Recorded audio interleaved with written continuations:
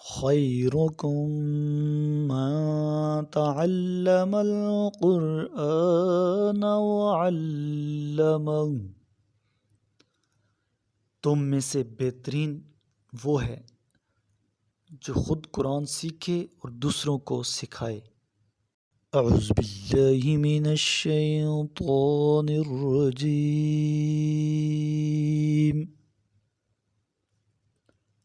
میں پناہ مانگتا ہوں اللہ کی شیطان مردود سے۔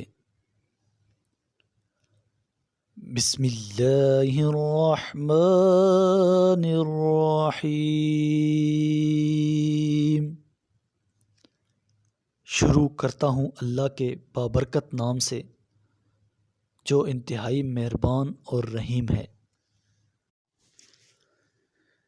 یا ایہا الذین آمنوا شہادۃ بینکم اذا حضر احدکم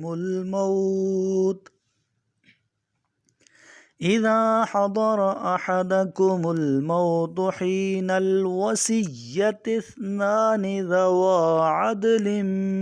منکم او آخران من غیرکم ان انتم ضربتم فی الارض فاصابتکم مصیبۃ الموت تحبسونہما من بعد الصلاة فیقسمان باللہ ان ارتبتم لا نشتری بہ ثمنا ولو کان ذا قربى ولا نكتم شهادة الله إنا إذا لمن الآثمين۔ اے ایمان والو، جب تم میں سے کسی کی موت کا وقت آ جائے تو وصیت کرتے وقت گواہی کے لیے تم میں سے دو عادل شخص موجود ہوں، یا جب تم سفر میں ہو اور موت کی مصیبت پیش آ رہی ہو تو دوسرے دو غیر مسلموں کو گواہ بنا لو۔ اگر تمہیں ان گواہوں پر شک ہو جائے تو نماز کے بعد دونوں گواہوں کو روک لو کہ وہ دونوں اللہ کی قسم کھائیں کہ ہم گواہی کا کوئی معاوضہ نہیں لیں گے، اگرچہ رشتہ داری کا معاملہ ہی کیوں نہ ہو، اور نہ ہم خدائی شہادت کو چھپائیں گے، اگر ایسا کریں تو ہم گناہگاروں میں سے ہو جائیں گے۔ فَإِنْ عُثِرَ عَلَىٰ أَنَّهُمَا اسْتَحَقَّا إِثْمًا فَآخَرَانِ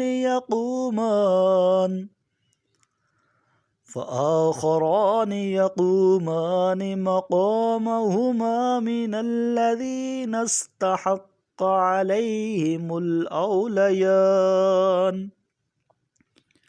عَلَيْهِمُ الْأَوْلَيَانِ فَيُقْسِمَانِ بِاللَّهِ لَشَهَادَتُنَا أَحَقُّ مِنْ شَهَادَتِهِمَا وَمَا اعْتَدَيْنَا إِنَّا إِذًا لَمِنَ الظَّالِمِينَ۔ پھر اگر انکشاف ہو جائے کہ ان دونوں نے جھوٹ بول کر گناہ کا ارتکاب کیا تھا تو ان کی جگہ دو اور افراد جن کی حق تلفی ہو گئی ہو اور وہ میت کے قریبی ہی کھڑے ہو جائیں اور اللہ کی قسم کھائیں کہ ہماری شہادت ان کی شہادت سے زیادہ برحق ہے اور ہم نے کوئی تجاوز نہیں کیا، اگر ایسا کریں تو ہم ظالموں میں سے ہو جائیں گے۔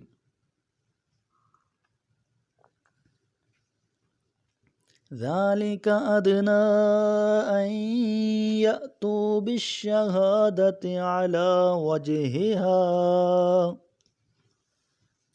عَلَىٰ وَجْهِهَا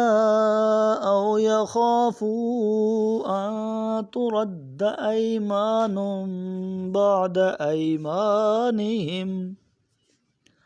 واتقوا اللہ واسمعوا واللہ لا یہدی القوم الفاسقین۔ اس طرح زیادہ امید کی جا سکتی ہے کہ لوگ صحیح شہادت پیش کریں یا اس بات کا خوف کریں کہ ان کی قسموں کے بعد ہماری قسمیں رد کر دی جائیں گی،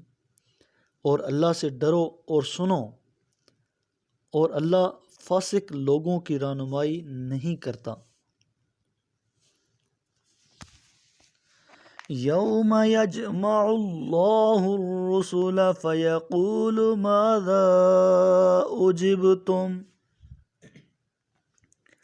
قالوا لا علم لنا انک انت علام الغیوب۔ اس دن کا خوف کرو جس دن اللہ سب رسولوں کو جمع کر کے ان سے پوچھے گا، امتوں کی طرف سے تمہیں کیا جواب ملا؟ وہ عرض کریں گے تیرے علم کی نسبت ہمیں علم ہی نہیں، غیب کی باتوں کو یقیناً تو ہی خوب جانتا ہے۔ اذ قال اللہ یا عیسی ابن مریم اذکر نعمتی علیک وعلی والدتک اذ ایدتک بروح القدس تکلم الناس فی المہد وکہلا وَإِذْ عَلَّمْتُكَ الْكِتَابَ وَالْحِكْمَةَ وَالتَّوْرَاةَ وَالْإِنْجِيلَ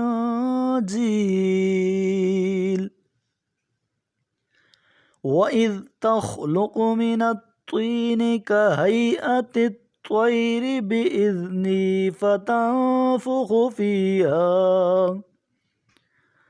فتنفخ فيها فتكون طيرا بإذني وتبرئ الأكمه والأبرص بإذني وإذ تخرج الموتى بإذني وَإِذْ كَفَفْتُ بَنِي إِسْرَائِيلَ عَنكَ إِذْ جِئْتَهُمْ بِالْبَيِّنَاتِ فَقَالَ الَّذِينَ كفروا منهم إن هذا إلا سحر مبين۔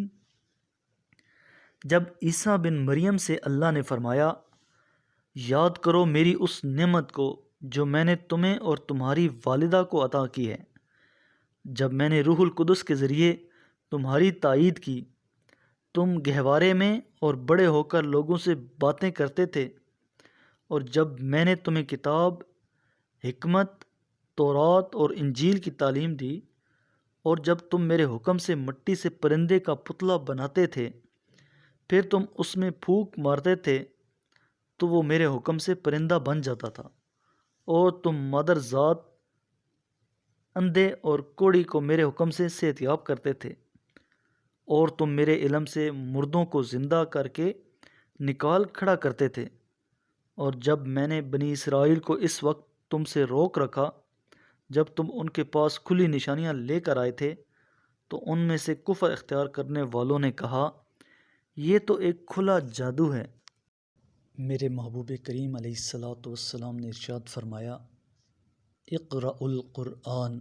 قرآن کی تلاوت کیا کرو، فَإِنَّهُ يَأْتِي يَوْمَ الْقِيَامَةِ شَفِيعًا لِأَصْحَابِهِ، یہ قیامت کے دن اپنے پڑھنے والوں کا سفارشی بن کر آئے گا۔ صدق اللہ العظیم۔